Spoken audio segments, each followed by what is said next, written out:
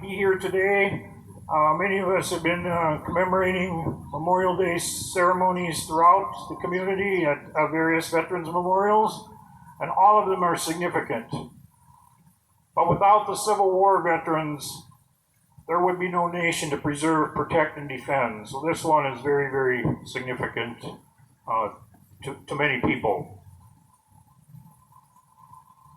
We're going to begin today with a moment of silence. It is Memorial Day, and of course we're going to honor our war dead. But there's someone else that needs special recognition at this time, and it is my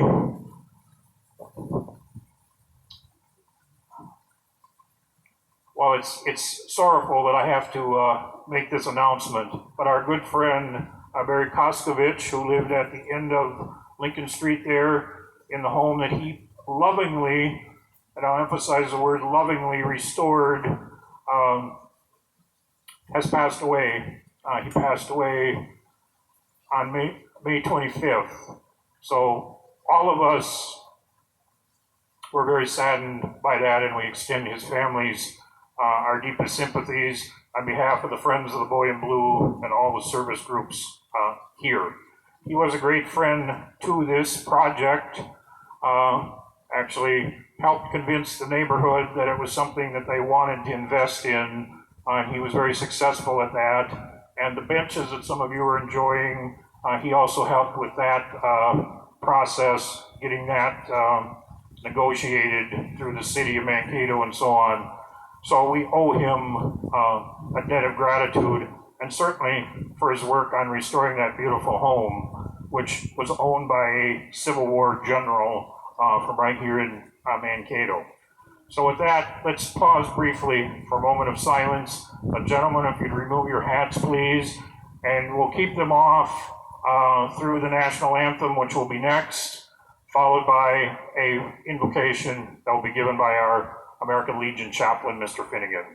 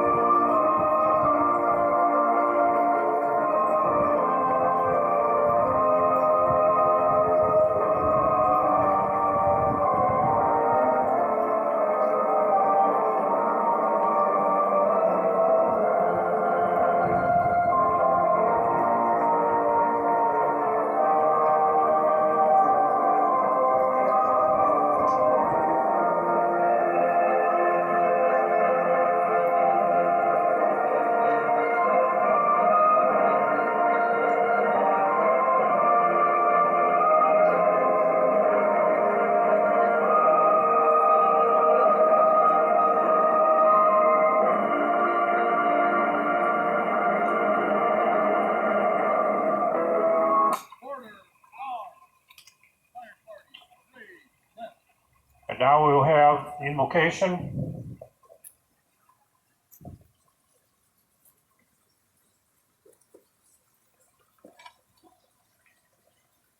A prayer for our deceased veterans. O God, our Heavenly Father, you have blessed us with brave men and women who are willing to defend our freedom. May your protection and grace surround them each day. May your healing hand be upon those who suffer wounds and injuries. May those who have made the ultimate sacrifice rest forever in your holy presence. Comfort the families who mourn and are left to remember the precious lives of their loved ones. Help us to honor and support them. Let us ever be mindful of each sacrifice made on behalf of the American people by our sons, daughters, husbands, wives, mothers, fathers, and friends. Amen.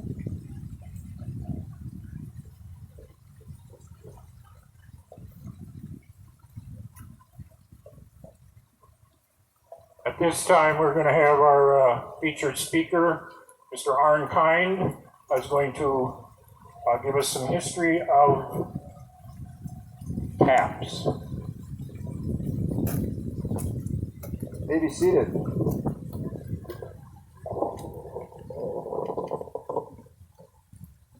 Good afternoon. We are gathered here today at Lincoln Park at the Boy in Blue Memorial, and it's fitting that we should be here on this day, as this memorial is dedicated to the soldiers from our area that fought in the American Civil War. Memorial Day originated as a result of the Civil War. 3 years after the war, on May 5th, 1868,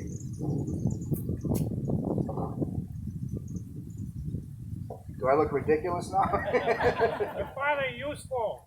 3 years after the war, on May 5th, 1868, a veteran of that war, General John Logan, declared, and I quote, "The 30th of May is designated for the purpose of strewing with flowers or otherwise decorating the graves of comrades who died in defense of their country during the late rebellion, and whose bodies now lie in almost every city, village, and hamlet churchyard in the land." The date of Decoration Day, as he called it, was chosen because it wasn't the anniversary of any particular battle during the war.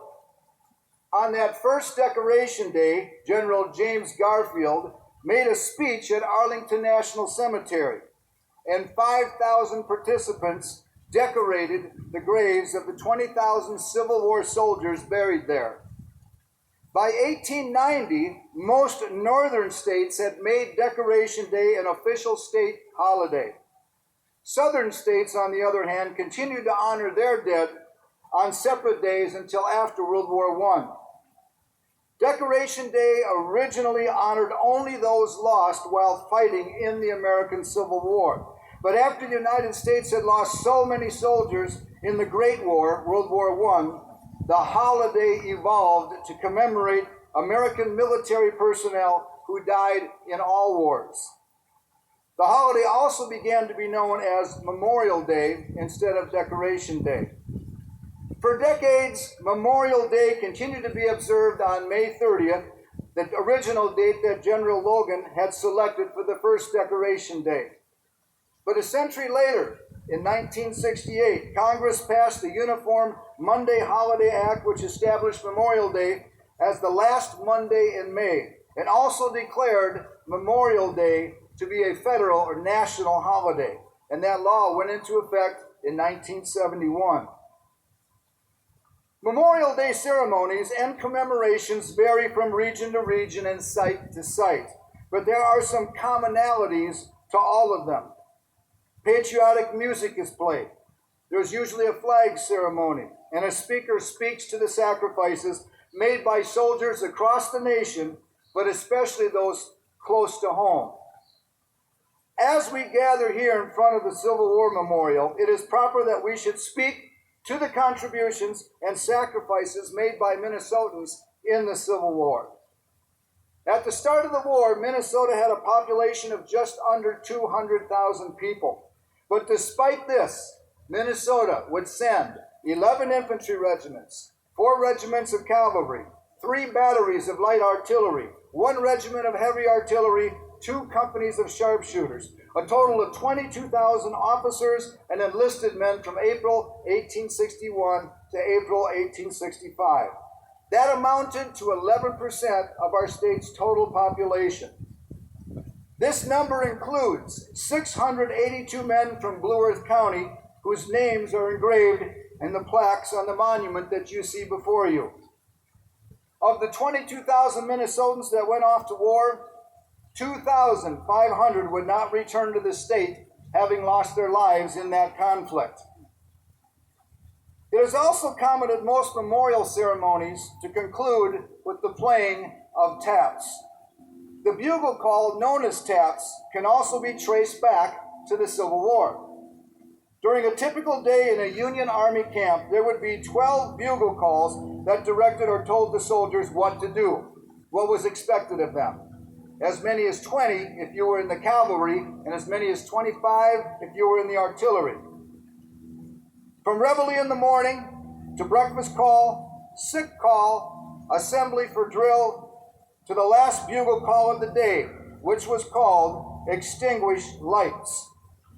Extinguished lights told the men to bed down for the evening, and that all noise and conversation was to cease.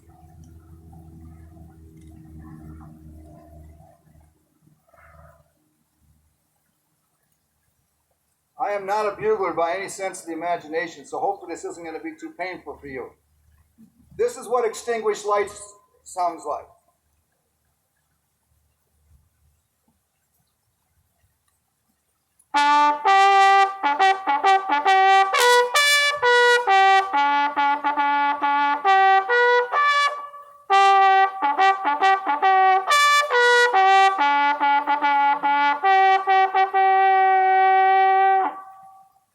This had been the last bugle call of the soldiers' days for many, many years before the Civil War.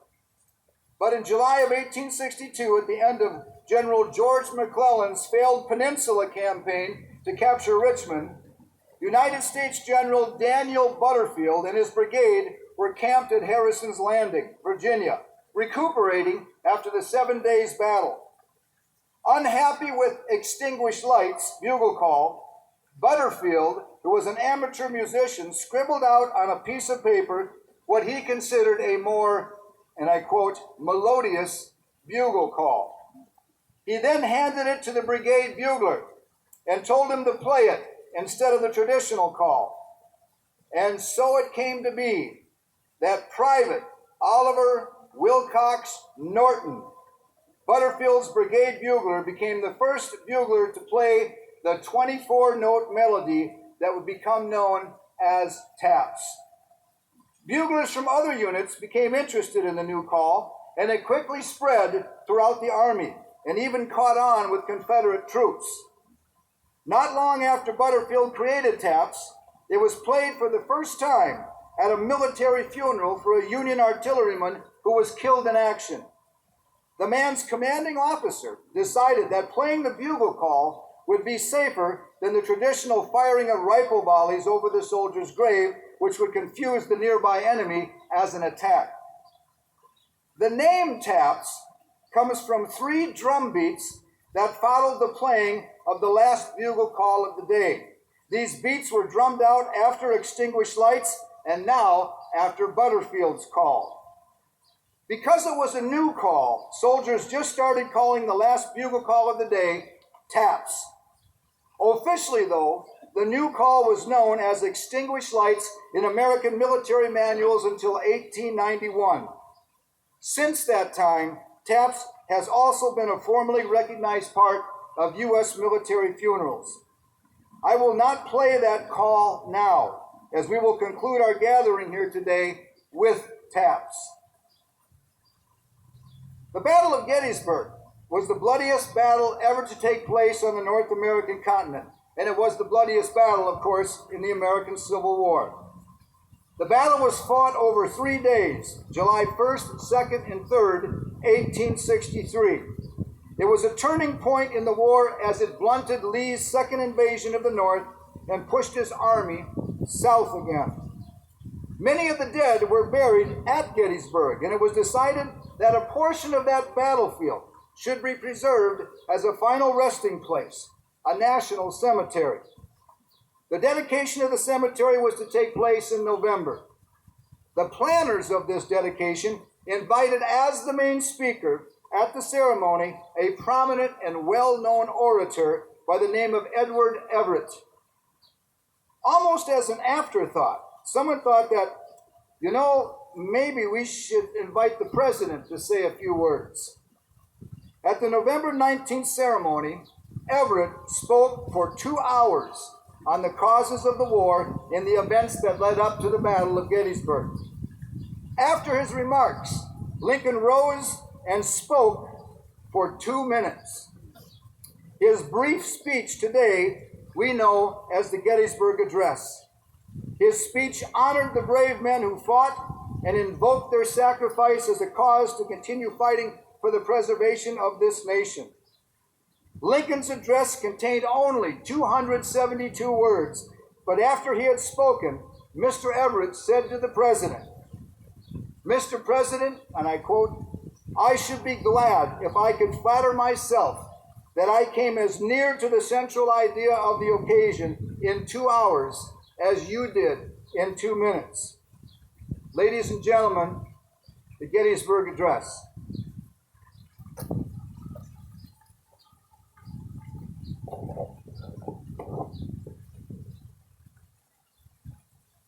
Fourscore and 7 years ago, our fathers brought forth on this continent a new nation, conceived in liberty and dedicated to the proposition that all men are created equal.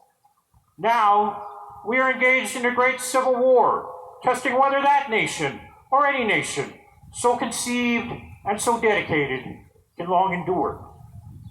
We are met on a great battlefield of that war. We've come to dedicate a portion of that field as a final resting place for those who here gave their lives, that that nation might live. It is altogether fitting and proper that we should do this. But in a larger sense, we cannot dedicate, we cannot consecrate, we cannot hallow this ground. The brave men, living and dead, who struggled here, have consecrated it far above our poor power to add or detract. The world will little note nor long remember what we say here, but it can never forget what they did here. It is for us, the living rather, dedicated here to the unfinished work which they who fought here have thus far so nobly advanced. It is rather for us to be here dedicated to the great task remaining before us, that from these honored dead we take increased devotion to that cause for which they gave the last full measure of devotion. That we here highly resolve that these dead shall not have died in vain, that this nation under God shall have a new birth of freedom, that government of the people, by the people, for the people, shall not perish from the earth.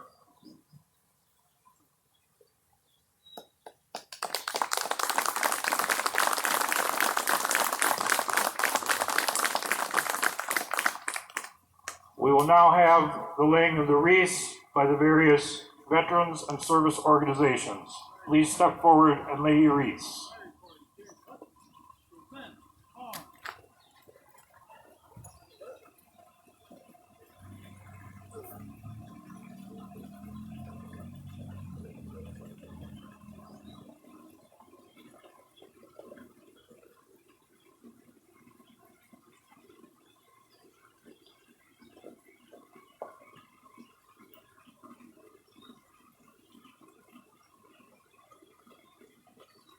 Order, arm.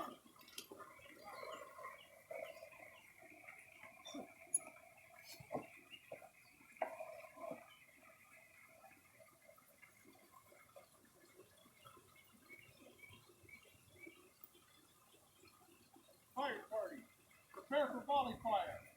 Port, arm. Right, hey. Ready, aim.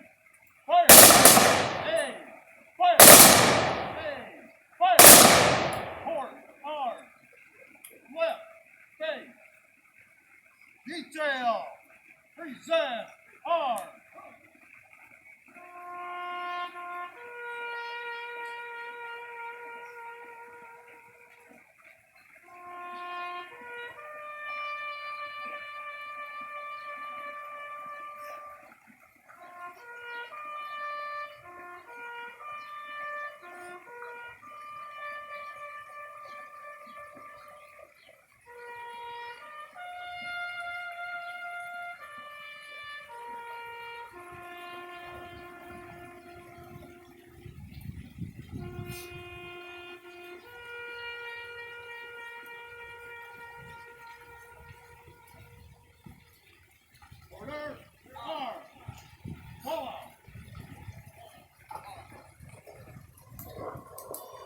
This concludes the official ceremony, but we have another important event today. We have an organization known as the Minnesota Boys of 61, as represented by Mr. George Lusky, the president of the organization. George, you want to step forward? Actually, George, come up here. Mr. Lusky is also he's a veteran, Vietnam veteran, so we thank him for his service, but he's also a member of the New Ulm Battery and a number of other organizations. But the Minnesota Boys of 61 is a nonprofit group dedicated to building a state Minnesota Civil War Veterans Memorial. It's shocking that we don't have one, but we don't. And this gentleman has worked tirelessly over the course of many years. And so today, as a small token, the Boys of 61 is going to actually have a place at this memorial as well. So George, you want to say a few words?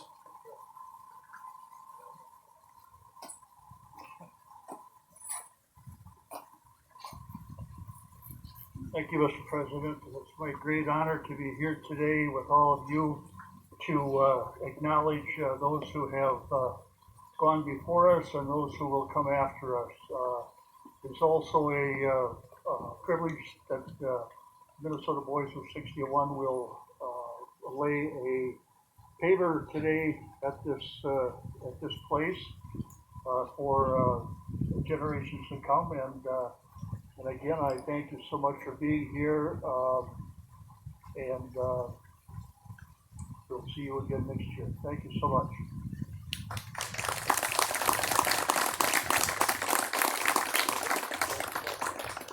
Not quite.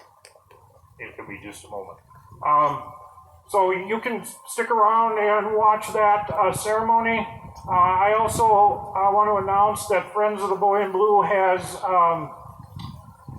paver information. If someone is interested in purchasing a paver, you can certainly do that. We also have copies of the Boy in Blue book, as demonstrated by Mr. Kind. He makes a great Vanna White, don't you think? No, just kidding.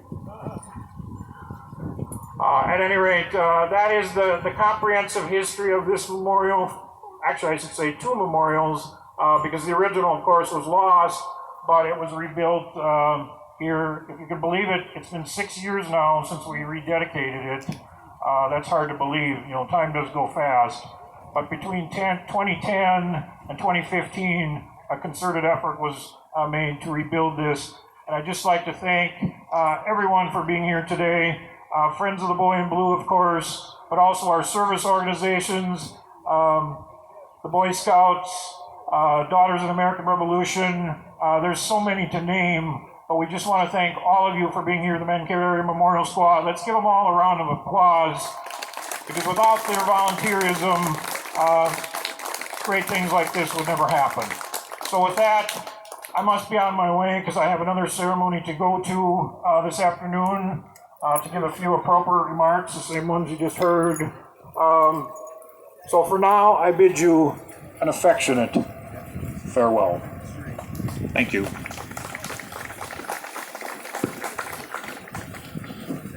I'm taking the glove with me.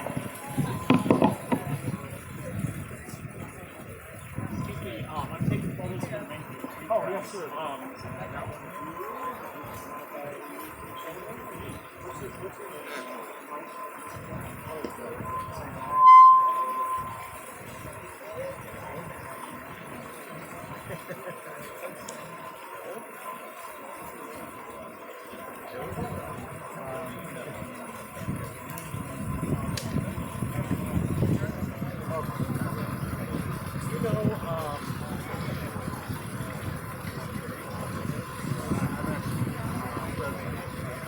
Oh, you are? Okay.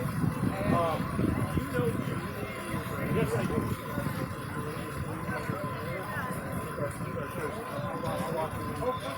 Hi.